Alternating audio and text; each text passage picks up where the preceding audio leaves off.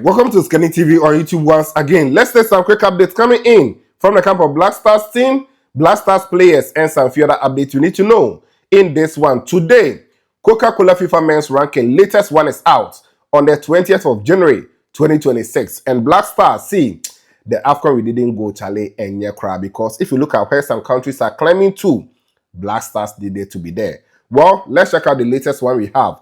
Top 10 in Africa, top 10 in the world, and all the other details you need to know in this one. Aside that, Ghana Black Stars will be going to the World Cup 2026 in USA, Mexico, and Canada. And I also have some updates coming in from this particular World Cup. GFA spokesperson has spoken concerning some friendly matches Ghana will be playing, especially match. One is confirmed against Germany, and the other is also possibly going to be against Austria. We'll check it out. Some players that Otto is actually monitoring together with some few other player updates. We will talk about it in this one. Don't forget to like the video, follow, and share to get more. Don't forget to leave your thoughts and comment in the comment box for shout out in the subsequent updates. Let me continue to recommend Learn 5 for each and every one of you, especially if you're watching me from US, Canada, UK, or anywhere in Europe. If you want to send money to someone in Ghana here, the best way is to use Learn 5. Learn 5. Please try and send money because, Charlie, the January month they were rough. Go to Learn 5 today, or if you are not yet there, go to Play Store or App Store, download Learn 5. Use my referral code OSIKENI, and anytime you send money exceeding $50, £50 or €50, you'll be getting amazing bonuses for yourself on Learn 5. We have the best exchange rates on the market at the moment, and if you send money, it is very fast and reliable. So go to Learn 5 and bring me feedback on this particular channel. So quickly, let me start from the Coca-Cola FIFA men's ranking. It just dropped this morning, so let me give to you guys. There we go to the Black Stars friendly matches and some player updates we need to know on this channel. So the latest rankings, we have Spain, who are currently leading. They have the best points or the maximum points at the moment. So Spain, they are leading with 1,878 7 points. I will not waste time on the points and all, but I'll share the top 10 in the world. Argentina, they are in second position with 1,873. France in third position. England in fourth position in the world. Brazil, they are fifth. Portugal, seed. 7 is Netherlands. And I think the first 7, they all maintain their position coming from last month. Then 8. 8 is where we have Africa country, Morocco. Morocco, I think the last rankings, they were in the 11th position, and now they've climbed about 4 places, meaning that actually the AFCON has really helped Morocco. And AFCON today performed to the final, actually, it makes sense. So Morocco, they've actually increased their points to 1,736.57, and now they are in the 8th position in the world, and that is just amazing for Africa as a whole. 9th position in the world is Belgium, and 10 is Germany. They've all dropped for Morocco to actually climb above them. So this is the top 10 in the world. Let's go to the rest. 11th, we have Croatia. 12th position is Senegal. 12 is Senegal. Senegal came to the AFCON. I think before this one, they were in the 18th position. Last update I brought to you guys, and now they've climbed about 6 places to 12th position in the world. Ghana Black Stars, Charlie, we've been here before. We've been 14th in the world before.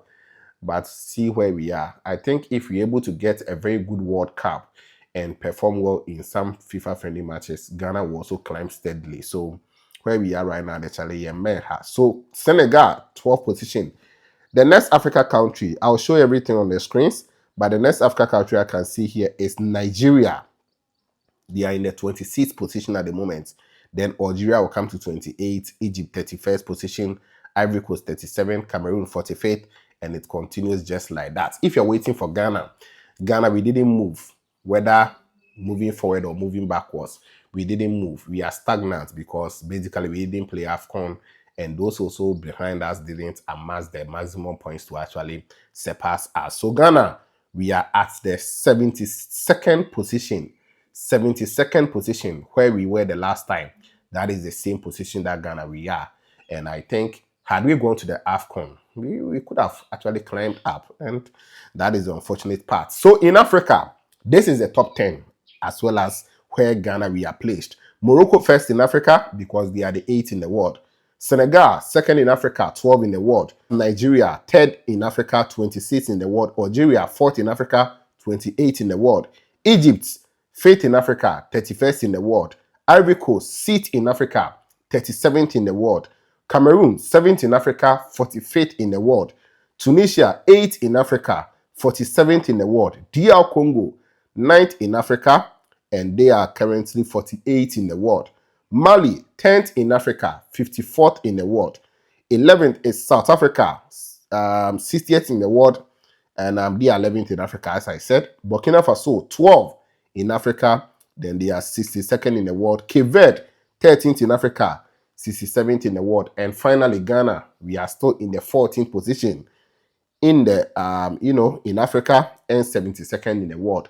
So that is the latest, concerning the latest Coca-Cola FIFA men's ranking. I'll show you guys all the rest. So the last country, that is San Marino. They are the last country at the bottom in there. So that is the update for you guys. Let me know what you think about it. And let's continue the conversation in there. Now let me move to Ghana Black Stars, our friendly matches and some player updates. Yesterday we had Mr. Henry Asante-Chun, the communications director for the Ghana Football Association. He was on Sporty FM with Mr. Fifi Bansen on his drive time sports show. And according to him, he revealed that the Black Stars team will be playing 2 friendly matches. I've already brought it to you guys that we'll play 2 matches. But one team was confirmed, that is Germany, on the 30th of March, 2026. In Stuttgart, that is where we play that match. He reaffirmed it. Then, he also revealed that Ghana could be possibly playing against, that is Austria. But right now, they are yet to be done with the final details, They are now, dotting the I's and crossing the T's. They are doing the final paperwork. So if the contracts are signed, he will come out and reveal or give us the full information as to when Ghana will be playing against Austria. Let's listen to him. He also spoke about some players that are recovering from injury and some players to expect a whole lot. Let's check everything out. Relax and enjoy this. After that, I'll catch you with some more. And for this World Cup, the last game of the season is on the 30th of May. That is the Champions League. So from the 30th, let's say we have Semenyo or Kudus or Pate in the Champions League final. They won't be there. Why not? They won't be there. Don't worry. West Ham. How are they going to get there? But May is far away from here. Oh, they're not going to get there. Maybe the form will change. Everything will go. No, don't worry. They won't go there. Don't get there. What about Man City? Semenyo? They won't get there. City too won't They won't get to Champions League finals. They won't get there. Okay, all right. Okay, so it's Arsenal will get to Champions League finals, and there's no. I knew where you were going. There's no Ghanaian player in Arsenal at the moment. I knew where you were going. You're Arsenal. So this year you play in the Champions League final. Yeah, they'll play in the Champions League finals. And then also win the Premier League. That one I'm not sure, but they'll be in the Champions League finals. Okay, all right. Let's see how it goes. Yeah. But so we want to. So you can say in the unlikely event. Yes, okay, that any of these players make it to the Champions League. My heart is with Semenyo. I love Semenyo, but he won't get to the Champions League finals. Okay, maybe not. Not this season. Okay, next season. Okay, we'll see. But I pray he does. Even though I wherever our players go, I try to follow them and give them my full backing. I think it's a good move for him. So once May is over, it means that these players will start coming down, or depending on where we will camp, then they will start arriving. Maybe 1 at least or 2 friendly matches in June, and then per the regulations of the tournament, we are supposed to arrive in the country of host at least 5 clear days before your first match. Our first match is on the 17th. So what it means is that FIFA expects Ghana to arrive in America on the 12th latest. Yes. So from the 12th, you have 5 days to play your first match. So when you arrive, you go through all the protocols, welcome. FIFA will send people to come in and do the team welcome meeting. That's what they call it. They tell us the regulations of the tournament, the competition rules, the conduct, blah, so blah, between blah. 1st June and 12th June, we should be ready. Yes, we should be ready. When should our final list be done? 1st June. By 1st June? Yes. By 1st June, our final list? By 1st June, all the participating teams must name their final squads. Okay. For the tournament. But you can also have standby lists just in case of injuries between. No, as soon as the competition kicks off, you can't change. No, but between first So you have June provisional. Yes, we have the that's provisional. What I'm asking. Yeah. We have the provisional period that is in May, where you can name 50 players, 70 players, 80 players, depending on what you want to do. And then by 1st of June, you select your final squad from that provisional list. Okay. And that is mandatory. They expect final squads to be named by the 1st of June. Okay. Now, you remember 4 years ago, because of COVID, teams were allowed to name as many as 26 players. Yeah. FIFA says that remains, that status quo remains. However, now it's going to be between 23 and 26. Okay. You can name 23, but you can name as much as 26. Yes. Also, if you do not want to send 26 players to the tournament and you want to go with 23 players, you are allowed, and you can also send 26 players to the.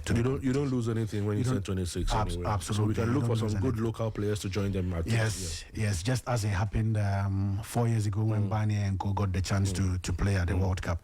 So those are some of the petty things. The game in Stuttgart, is it happening? The Black Star friendly game on the 30th of March? Yes, it's happening. Is it happening in Stuttgart? Yeah, it's happening. Okay. But we want to play one game before the Germany game. Okay. So for the past... Will you get the full complement of your team then? Yes. Okay. It is a FIFA-approved international window. Okay. And it's the only FIFA-approved international window before the end of the season. Okay. So it means players are mandated to report. Okay. And now that we are all looking forward to the World Cup, I don't think any player will miss that opportunity. Unfortunately, we've got some players who are injured. Abu is still not fully fit. Kudus is now on the treatment table. Unfortunately, we've also lost Mohamed Salisu to an ACL injury. So for now, I can tell that those players are not likely to feature in the friendlies in the match window. But aside that, the rest should be fine. I spoke with the coach yesterday. He was at the AFCON final together with his backroom staff. It's unfortunate we couldn't make it, but they were also there to watch and to pick some lessons. Sometimes it's good to be closer to the scene, and then you pick lessons from first hand. So they were in Rabat yesterday when Senegal played against Morocco. He's made a few visits to some of the players. He's been to Leicester to see Ishaku and Jordan. He's been to Tottenham to see Kudus. He's been to Spain to see Abdul Mumin and Kwesi Sibo. And then also he has been to Coventry to visit Brandon Thomas Asante. And then there are other visits or visitations that have been lined up for him to see all these players before they break for the match. Let's take a bit of one and after the other. Salisu's injury is an ACL. It's an ACL, yes. Probably he's ruled out of the World Cup entirely. I don't know. Because ACL takes about how many months to recover? 6 months. 6 months. I mean, we are in January. Yeah, the club hasn't confirmed, so I don't want to be the bearer of that news. Okay, that's fine. Abu, seems to be recovering. Abu is in the gym as we speak. Okay. The last time he's recovered quite fast, eh? This is you know what? Abu's situation is something I haven't really spoken highly of, but I want to commend the doctors or the surgeons who operated upon him. And I think his mentality as well. Yeah. He is very strong because I still have that experience. That the injury. Yeah, the injury is so very clear. And when Abu got that kick from Ao Tanaka, he had a fibula broken. And so the leg was hanging. So what we did was that we had to rush him to the emergency clinic at the stadium. Dr. Pambo, amazing doctor, well done. Together with the physios at the stadium, needed to attend to him immediately. They gave him some painkillers to suppress the pain, and then he was given first aid at the stadium and rushed to the Toyota Memorial Hospital. And there, that night was very, very difficult for the young man because the pain was very intense. But it took a while for him to calm down. We spoke to his club to inform them of the unfortunate incident, and then the following day he was booked for the theater. So the following day in the morning, they gave us 11. It didn't happen at 11, but it happened around 12:30. We left one of the physios of the Black Stars with him to assist him. He is a major in the Ghana Armed Forces, Major Albert Evergy. He was the one who stayed with him back in the hospital. And then we flew to Korea. So on our way to Korea, we were still in touch with the hospital to find out what was happening. The surgery took place successfully, just as the doctor assured us. A very young doctor, you know. I think I'm even taller than him. Hey, whoa. Yeah, but Japanese are not tall. You are taller than somebody. Oh, of course, but Mr. Vance. But you know, say Japanese, they know they born tall people. Anyway, how many Japanese where you see whether they tall? That's why I was wondering whether you were Ghanaian. Ghanaian Japanese. And it's suspected my father go do something. You know, so within an hour or so, the surgery was done. And then it was such a good feeling from all of us. So when the doctor finished the surgery, what he said was that Francis will come back very soon. All of you will be surprised, but let's keep it to ourselves. I know the kind of surgery I've done, and I know it wouldn't take more than 2 months. He'll be back on there. So personally, I'm not surprised. And then, like you said, he's a strong guy, very, very strong. You know, as soon as he returned to France, he's been working hard in his rehab. Now he hit the gym about 3 weeks ago. He's now on a bike. He's hoping to come back. He started moving, but he's still not on the grass at this point. So I think the rehab will continue for about 2 more weeks. Then he will start light work on the grass, and that will also continue for about 2-3 weeks before he starts to kick. And once he starts to kick, it will take some time before he joins group training, and then he will be passed for active or full participation in active football. So I think Abu is doing well, and we can only pray that he will start playing very soon. Okay, I mean, if the Japanese guy is that good, why wouldn't you take Salisu there for the ACL to be looked at? Well, Mr. Manson, or Monaco is taking care of most that. of these injuries. It depends on where the player gets injured. Okay. In this case, he was on an international duty, so we needed to take responsibility with the approval of the club. Yeah. I'm sure if the club had said, no, don't touch him, fly him to France, we would have complied. Yeah. But the 2 medical teams had a meeting, and then the hospital medical team also came into that meeting, and there was an agreement that we operate upon him in Japan, which we did. We're good. Yeah. Great, that's great news. If it was in Ghana here, we'll be looking for some herbalist at Sawam or something to take him there. We'll take him to my grandmother.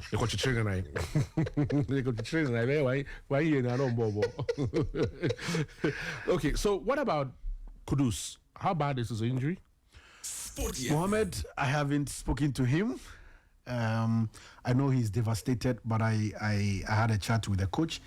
You know, it's just a coincidence that They still haven't sacked their coach. No, he's there.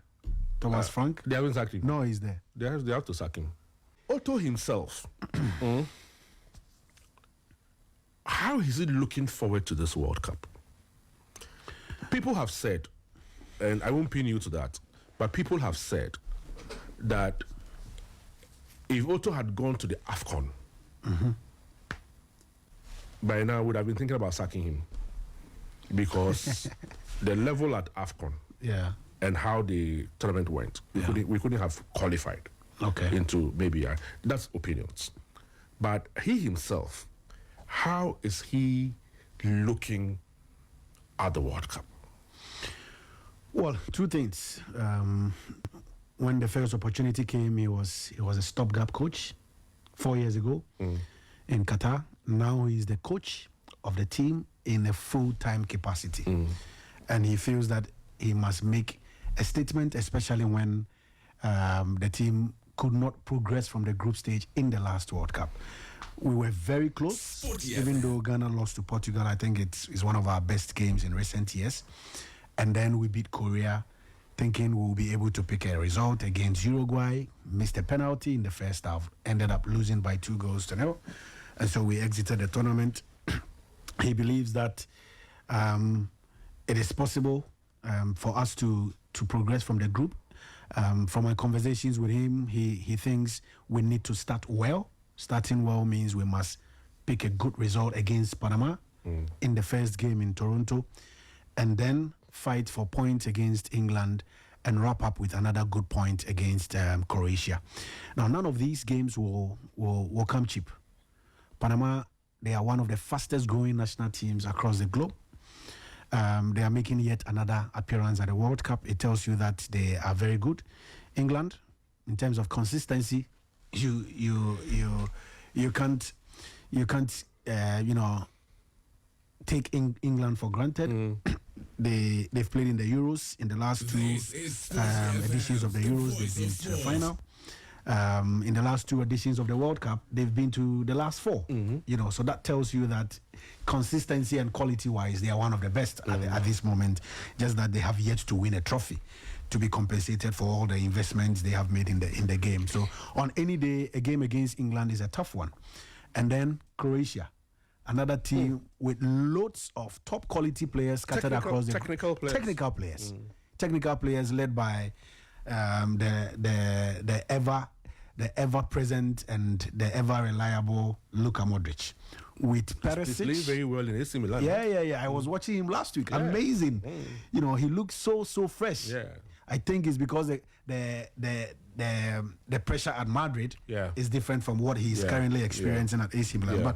But I think he's been very good, from Croatia to Tottenham to Madrid, and now to Hajduk Split. I think that's where he started from. Then he came to Spurs, went to Real Madrid, and now he's at AC Milan. One player you cannot take anything away from. And they have also shown consistency in the last few years in Europe. So it's not going to be easy, but we want to start well. Otto believes one of the things that would do the magic is to start well. Mr. Bunsen, we also know that it is possible to make it to the second round of the competition, even if you finish third.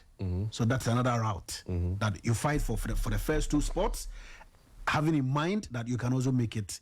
That's worst case scenario. Worst case scenario, you can also make it to the next stage as a third place team. So, from my conversations with him, he thinks that hard work is what will take us there. He's already working, and I like the effort he's putting into the build up to the World Cup. Every time you call him, he's somewhere, either sitting in a train, visiting a player.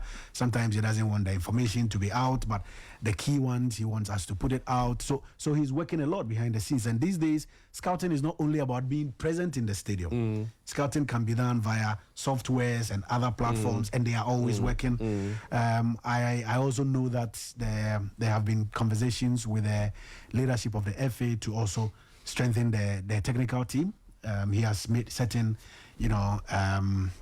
requests to the FA to beef up a bit for the World Cup, because this is the biggest competition, in the world. So you must always put your best foot forward, and that's what he's trying to do.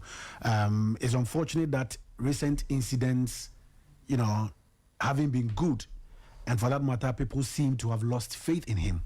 But he believes that the only way to restore that public pride is to show results on the pitch. And that's what he's willing to do.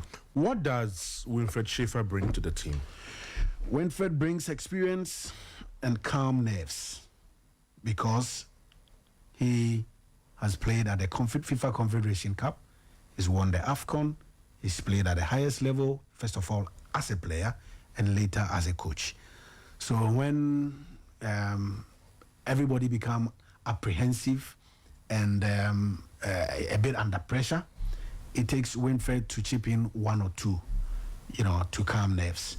And then also sometimes he spends a lot of time speaking to the players, dealing with them one-on-one, trying to pick their thoughts and their minds on some of the minor issues, that may have come up. And again, after games, he does a lot of engagement with Otto, with Desmond, with Chris, with Gregory, the set piece coach, and sometimes he brings all of us in to speak to the technical stuff, to make us believe that all is not lost, that is basically what he brings to the table. And in terms of the tactics and what have you, that one he deals with the head coach. Okay, what does Desmond also bring to the table? Desmond is more like a game reader or an analyst. So he sits on the bench. He picks up some of the petty things that his boss may not have picked up. And then also when they are preparing for the set pieces during the training, he does it with Gregory. Okay. And during the matches, what you do when you are defending set pieces is different from what you do when you have a set piece. Yeah. And they go through these drills at every training session. So I don't know if you have noticed, whenever we are defending a set piece, Otto takes a seat, Desmond comes. Okay. I don't know if you have noticed. Okay. That's the trend. That's what they do ever since Desmond became the assistant. And when we are also attacking, sometimes Gregory comes, and once they see him, they know. So it was no surprise that in the last 5 matches of the qualifiers, following the technical team shake-up, we scored more goals from set piece. It's because of these combinations that joined, and so that's what Desmond also brings to the team. John Pinto, Gregory, John Pinto is more or less like the father of these players, if I can put it that way. They share their problems with him. Sometimes when they go and get stuff, he's the one to speak to them, even in a game situation, and because they respect his profile as someone who played over 80 games for the national team, played at different World Cups in 06, in 010,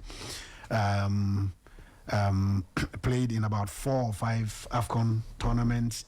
That profile also helps a lot. And sometimes you need these profiles around the team, around the players. So his is not technical per se. He is also part of the technical team. But aside the technical decisions, that's also what he does on the side. Okay. Yeah. Otto should be worried about the kind of injuries that some of the players are getting, especially with his centre back. Yeah. He played, I think, 8 of the 10 games, with the exception of the first match against Madagascar in Kumasi that he didn't play. I'm talking about Salisu. Yeah. He didn't play against Madagascar. He didn't play against Comoros. And then he did not start against Chad in N'Djamena. Aside these 3 matches, he was ever present in all the other games. And he was even another source of goals for the team. He scored, I think, in set pieces. Yeah, he scored 2 goals. So in such a situation, I mean, is he planning just accidental replacements for, every position? Yes. Before a squad is named, actually, he's got about 50 players in the data. So before a squad is made, he looks at all the players, their availability, injury situation, and check one after the other. Who comes in if this player is not available? So you realize that in every squad, and one player we have even forgotten is Tariq. Tariq has also been injured for the past 3 months. In Spain. Sorry, in Italy. I think it's in Fiorentina, right? Yes. So in every position he looks at the options available. Right back, player A, player B, player C. So there's always a first choice. Yes, first choice, second choice, third choice. One of the reasons was why we convinced Derek Cohn to change nationality and play for us. We also he also brought in Jerome Opoku, the chap the former Fulham player who now plays in Turkey for Istanbul Başakşehir. Another decision was the coming of Abdul Mumin, who plays for Vallecano. He's also been injured for quite a long time. He also had ACL. And half of the season is gone. He's still not back on the pitch. We also lost Joseph Addo to injury, but luckily Addo is back. He has started playing. So if it is that he continues like this and he is in a good form, it means he becomes one of the options for centre back. So a lot goes into announcing a squad. A lot goes into naming who is in and who is out. But because of the chopping and changing most of the time, right? Yeah. He hasn't been able to, apart from Jiku Salisu. Yeah. That we know that are the dependable centre backs. You know, he hasn't been able to keep another pair that we can trust. Yes. Because of the issues with injury. Yes. And even Jiku also missed some of the matches because of injury. Some of the players who started the qualifiers also got injured halfway through the qualifiers and missed a chunk of the games. Mumin is one of them. Amate started the qualifiers and then he also left Leicester City and went to Turkey. Things didn't go. Also, he was also left out of the team at some point. He brought in this young boy, Jonas Ajete, who plays for FC Basel in Switzerland. And then at some point, Kwesi Sibo also got the chance to come in. So, unfortunately for national teams, you cannot buy a player. You know, you deal with who is available.